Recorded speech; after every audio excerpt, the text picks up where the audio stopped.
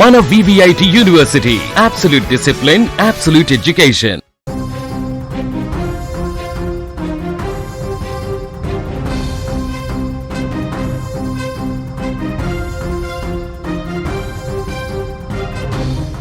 సహజీవనం పేరిట ఇంట్లోకి వచ్చాడు.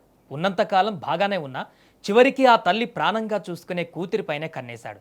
సభ్య సమాజం తలదించుకునేలా అసభ్యంగా ప్రవర్తించడం మొదలుపెట్టాడు. కానీ ఆ తల్లి ఊరుకోలేదు. తప్పు చేసిన వాడికి ఎలాంటి గుణపాఠం నేర్పిందో తెలిస్తే ఇప్పుడు షాక్ అవ్వాల్సింది. తన కూతురి జోలికి వచ్చిన ప్రియుడికి ఆమె ఇచ్చిన శిక్ష ఇప్పుడు అనంతపురంలో తీవ్ర సంచలనంగా మారింది. అనంతపురం రూరల్ మండలం రాచానాపల్లికి చెందిన సురేష్ వృత్తిరీత్యా ఆటో డ్రైవర్. సురేష్కు అప్పటికే వివాహం అయింది. అయితే డ్రైవర్స్ కాలనీకి చెందిన ఒక మహిళతో గత 5 ఏళ్లుగా ఇతను సహజీవనం చేస్తున్నాడు.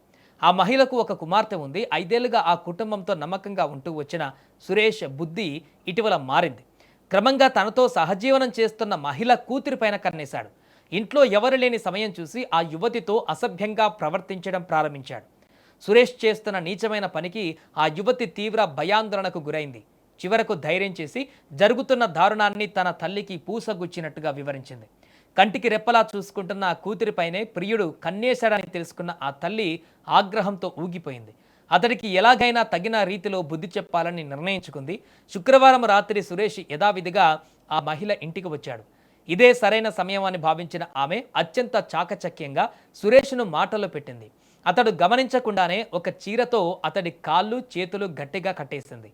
నా కూతురు జోలికి వస్తావారా అంటూ ఒక్కసారిగా విరుచుకుపడింది. ఆ వెంటనే కత్తి తీసుకొని సురేష్ మర్మాంగాన్ని కోసివేసింది. తీవ్రమైన నొప్పితో సురేష్ పెద్దగా కేకలు వేయడంతో ఆ అరుపులు విన్న చుట్టుపక్కల ప్రజలు వెంటనే అనంతపురం 1 టౌన్ పోలీసులకు సమాచారం అందించారు. సమాచారం అందుకున్న పోలీసులు హుటాహుటిన ఘటనా స్థలానికి చేరుకున్నారు. రక్తపు మడుగులో తీవ్రంగా గాయపడి ఉన్న సురేష్ను వెంటనే చికిత్స నిమిత్తం స్థానిక ప్రభుత్వ ఆసుపత్రికి తరలించారు. ప్రస్తుతం అతడికి వైద్యులు చికిత్స అందిస్తున్నారు. ఈ ఘటనపైన 1 టౌన్ పోలీసులు కేసు నమోదు చేసుకుని అన్ని కోణాలలో లోతుగా దర్యాప్తు చేస్తున్నారు. నమ్మిన ఇంటికే కన్నం వేస్తూ పెంపకంలో ఉన్న అమ్మాయిపైనే కన్నేసినటువంటి ఇలాంటి ఘటనలు సమాజంలో తీవ్ర ఆందోళన కలిగిస్తున్నాయి.